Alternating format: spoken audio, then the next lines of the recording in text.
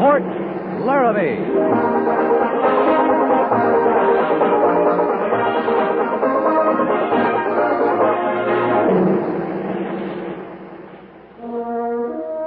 Fort Laramie, starring Raymond Burr as Captain Lee Quince.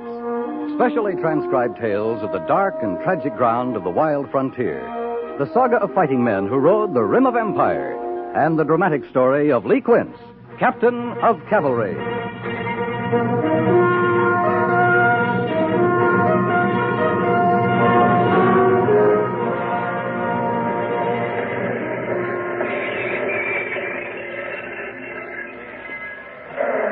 Looks like the freight's at the far end of the train, Gorse. I expect it is, Captain, because I took care to see the wagons was up front here to make the loading easier. Well, see, they're moved to the back. Yes, sir. You got the list, Captain? Yeah. 2 men unloading ought to be enough. Nothing real heavy. Here you are. Rifles, carbines, revolvers, sabers. Well, it says infantry equipment's here. Well? You don't suppose they tucked in a few howitzers? We only brought the 2 wagons. Anything we can't haul back, we'll leave. Let ordnance do its own work. The rest of it looks like ours. Bridles, halters, and straps, saddles, nose bags. I'll see to the unloading, Captain. Right, Gorse. You there, Captain. Yes? You from Fort Laramie? That's right. I'm glad to hear that. I'm station master here. You better come into my office and get this business cleared up. Well, the sergeant's got the billing on the army equipment we're unloading. Now, that's not what I'm talking about. Now you're here, I just want you to get them out of my station. I'm running a guardhouse, you know. I'd give a little to know what you are talking about, mister. Them 2 soldiers chained together in there, and a guard with them. They say they're bound for Fort Laramie.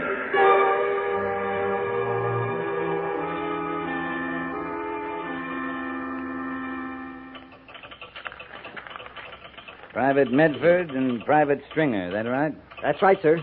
The little one's Stringer. He doesn't say much. Tall, blond one, he's Medford. And you're Corporal Benjamin. Yes, sir.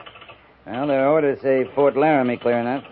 You got orders, Corporal? Yes, sir. Fort Bridger, sir, from Fort Leavenworth. A transfer, sir. Mm-hmm. I was to escort Medford and Stringer this far, sir, and contact Fort Laramie to secure them from here. Well, you made contact, Corporal. We'll take over. I don't understand, sir. Fort Laramie's 40 miles from here. I only telegraphed 10 minutes ago, sir. We had a good wind behind us on the way down. Beg your pardon, sir? We came to pick up a consignment of equipment.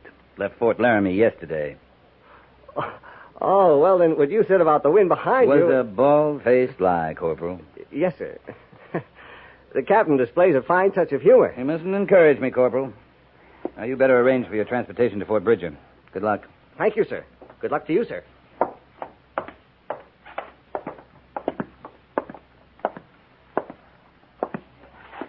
All right, on your feet.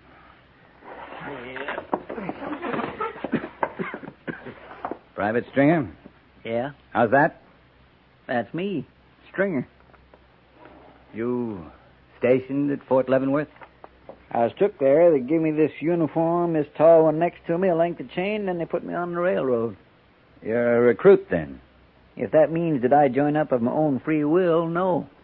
You been in the Army before? Mostly I've been in jail. Don't it say on them papers about me? If it did, I wouldn't be asking. I've been in the Army 6 days. I heard talk you could make the arrangement on account of enlistments being slow. I could get out of jail if I signed I'd join the Army. Stand up straight. Now, you get this, Stringer. There's not the time to tell you how much learning you got ahead of you. But you will learn, starting now, understand? Yeah? Yes, sir. Yes, sir. All right. I guess we can take those chains off now. Is there any reason you ain't asking questions of me, sir? I don't have to, Medford. It says about you in your papers. Well, maybe it don't say it all in them papers, Captain. Says enough. There. You ride back to Fort Laramie in the wagons with the equipment. We don't have horses for you. We ride free of these chains, Captain? Free of the chains. Man alone might jump off of one of them wagons. Might. But that ain't your worry, sir? That's your worry, Medford. Jumping the wagon is desertion. If you walk away, you'll be caught. If you run, you'll be shot.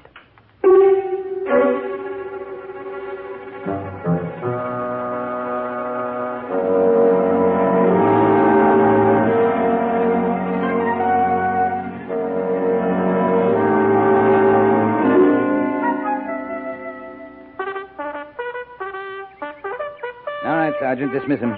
Yes, sir. Platoon! Yes, Smith.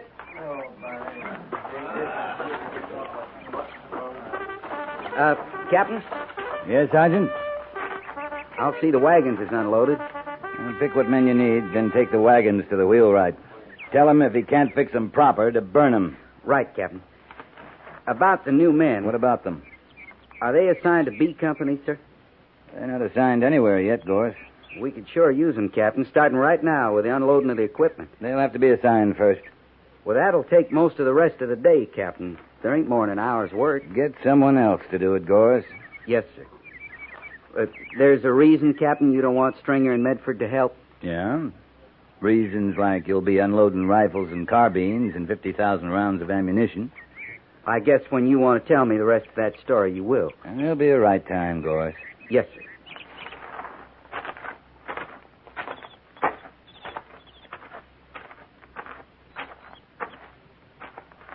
All right, you two. Fall in behind me. You'll report to headquarters company for assignment.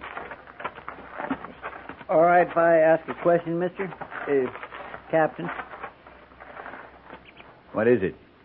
Well, now, I'm brand new to this life. I told you that. I don't even know where this headquarters company's at and all like that. I'll see you get there, Stringer. Any more questions? I got one, sir. Well, Medford? When do they outfit us proper? Proper, Medford? I mean, I got this brand new blue uniform. When they going to give me... When they going to give me my rifle and sidearms? When you're assigned? They mean I should have them firearms in. Just like anyone else. Just like anyone else, Medford. Captain Quint, Yes, Lieutenant? Are these the transfers, sir? Private Stringer and Medford. The major sent me to see they're assigned and quartered. He's anxious to see you, Captain. Yeah. Thank you, Mr. Sabbats.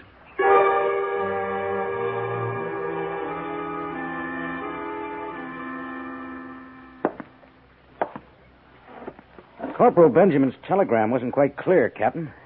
Something about respectfully urging that we pick up 2 prisoners from Fort Leavenworth. You get my telegram all right? Yeah, saying you were bringing 2 transfers from Fort Leavenworth. Now, which are they, prisoners or transfers? A little of both, I guess. If Fort Laramie's to become a military prison, I'd like to hear it from someone other than a corporal. And these men aren't prisoners anymore, Major.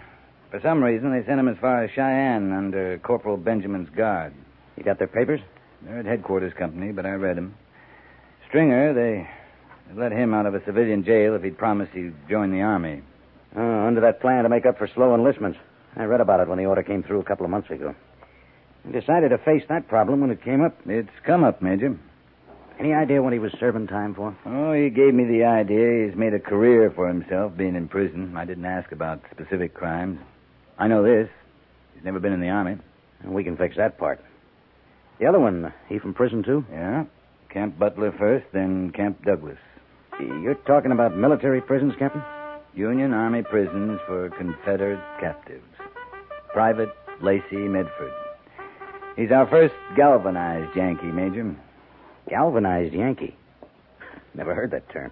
Well, that's something to do with iron. When it's galvanized, it turns color. Men like Medford, they were captured in gray, sent west in blue.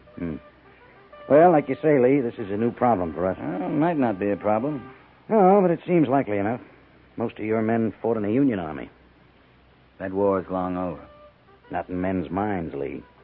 For some men on both sides, it'll never be over. Major, in B Company alone, we got Irish and English bunking side by side. Same with Germans and French. If we can't put a Yankee and a rebel side by side, we got more trouble than just Indians. I'm glad you don't consider it a problem. I said it might not be one.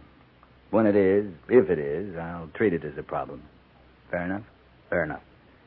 The way you're talking, you've made up your mind to give me Stringer and Medford, huh?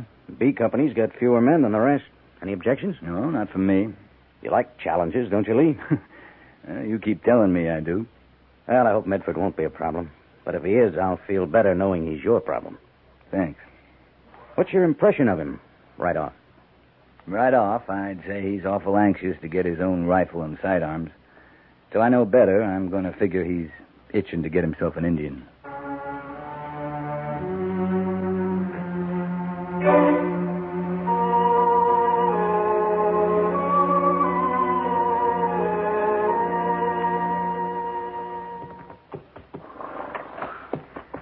tell you, Stringer, these private riding lessons ain't going on forever. Well, I got an idea I could ride just fine if I ever once got on the horse.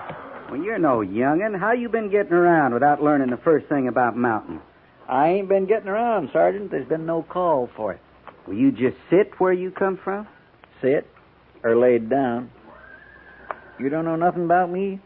I mean, before? I don't know and don't care.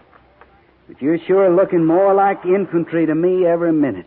You mean that captain ain't told you about me? Captain Quint's got important things to think about. Yeah, he sure has. That Medford.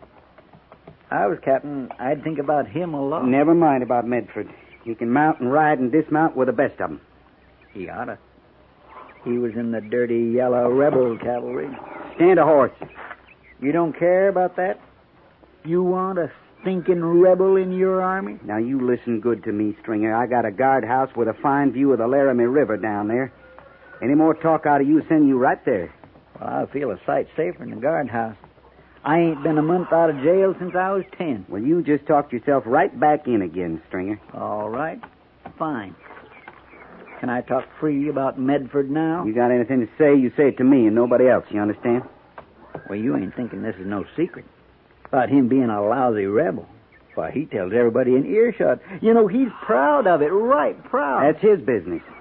You fought in that war, Sergeant. How can you stand the thought of him being one of you now? Maybe because I fought in that war, Stringer. What jail was you sitting it out in then?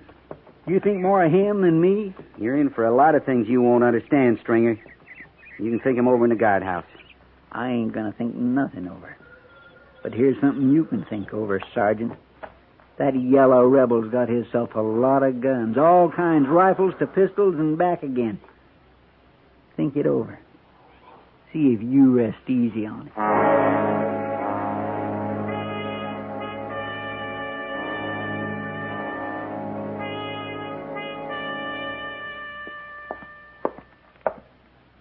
Medford's outside, Captain. You want I should send him in now?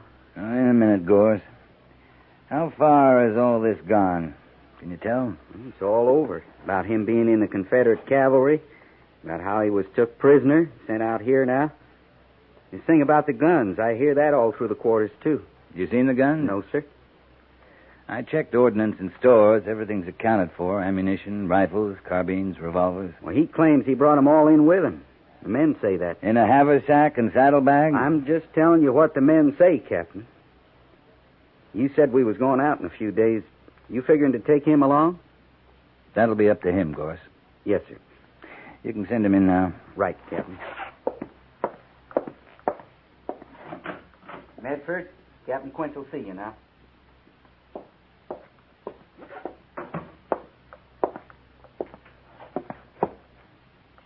Sit down, Medford. I prefer to stand, sir. Sit down.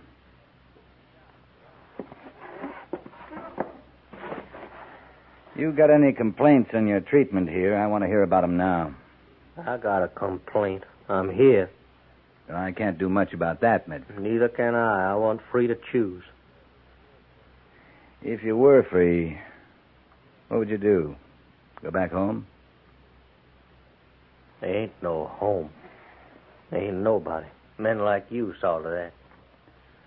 Suppose you could get out. Maybe stake a claim. Maybe get a little farm, No, store. It's all took out of me. I don't want none of that. I don't want anything save to be let be. Oh, it's not all out of you. The hate's still there. You bet it is. I get all the strength I got from hating. Sure, you're feeding it all the time. Well, there's a lot to hate. This here blue uniform, you can start there. That Spencer rifle you issued me. You gonna let me talk free? You're talking right free. Go ahead. Well, that Spencer, I never seen one. I just heard a man about him. We used to figure you Yankees spent one day a week just loading them and the rest of the week firing them at us. We didn't have their like. No, you didn't. So now you got one. It'll fire 8 shots. Only there aren't any Yankees left to kill. They ain't nothing but Yankees. You better get over that feeling, Medford. I'm gonna die with it. You don't want to die. You know that, do you? You had a lot of chances to die. You could have died in prison if you'd made up your mind to it. You could have died any day out here, starting from the first day you rode in on the wagon. How you figure that? You could have jumped the wagon. I'd have killed you. I told you that. And since you're here, you're on the rifle range real regular. The way you've been talking, you could goad a man into killing you. The men, they've been reporting to you right along? You've been talking your hate right free. They tell you about my guns, did they? Got a lot of guns, have you, Medford? Well, you ain't searched real good, Captain. I haven't searched at all. I'm not going to. If I got guns, you'd have cause to be fearful. Maybe. Got any more complaints? What kind of a man are you? I told you I hate your uniform, everything about you, what you stand for. I'm this kind of man, Medford. I got a cavalry company that's short of men. We're moving out in a couple of days. Now, maybe we don't like the same things, or hate the same things. But we're stuck with each other, Medford. Well, you taking me on an engagement? Taking me to fight Indians under your flag? You scared of Indians, Medford? It's not that. I'm taking you. You got something you're living for. I want to find out what it is.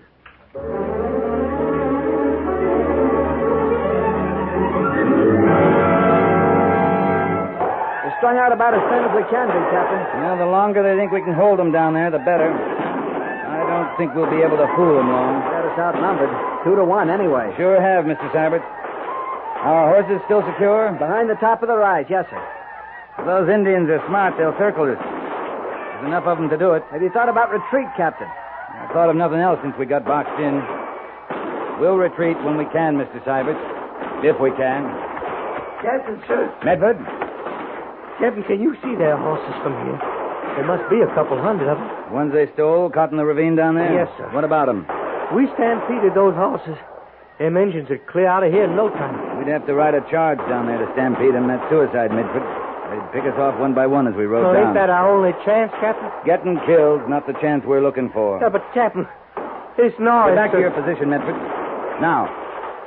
Yes, sir.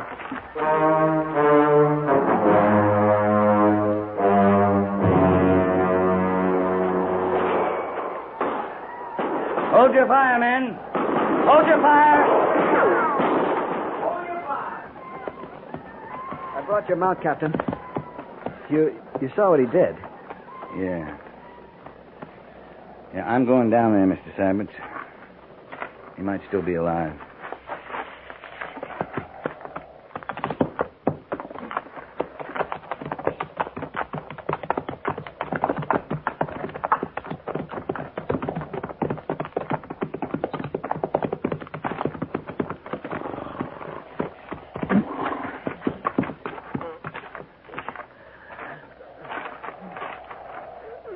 That was a fool thing you did, Medford. I told you, stampede, run them off. I told you it was suicide. We was both right, Captain. You gonna court-martial me? For breaking orders? Or saving our lives? My rifle. Is it close by?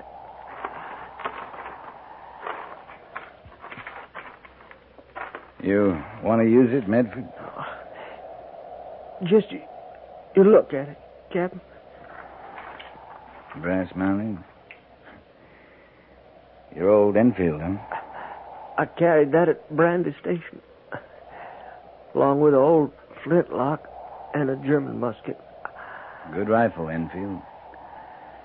I got shot with one at Bull Run. I had to kill something with it, Captain. You said I had something I was living for. You remember? I remember.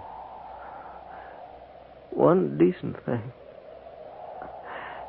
I was captured after Brandy Station, Captain.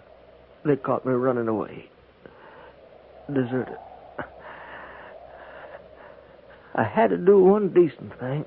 Yeah. Well, you're dying decent, Medford. That's something.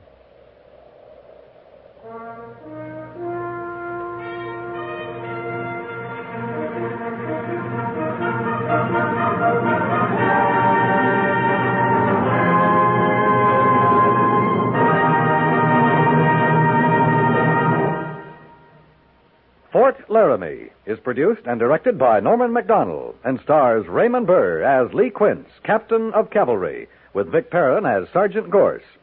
The script was specially written for Fort Laramie by Kathleen Height, with sound patterns by Bill James and Tom Henley. Musical supervision by Amerigo Marino. Featured in the cast were Lawrence Dobkin, Parley Bear, Frank Cady, and Paul Dubov. Jack Moyles is Major Daggett, and Harry Bartell is Lieutenant Seibertz.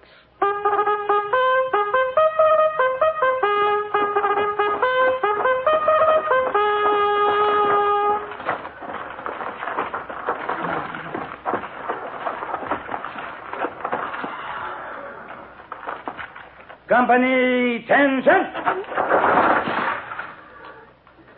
Dismiss.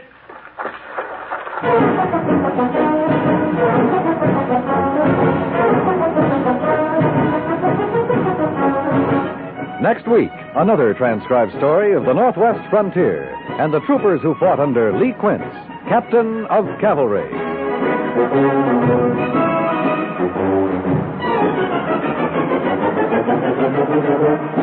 The thud of approaching footsteps in the darkened room, the high-pitched creak of a door being opened stealthily, the tick of a clock that marks time running out for a doomed man. These are sounds that keep you in suspense.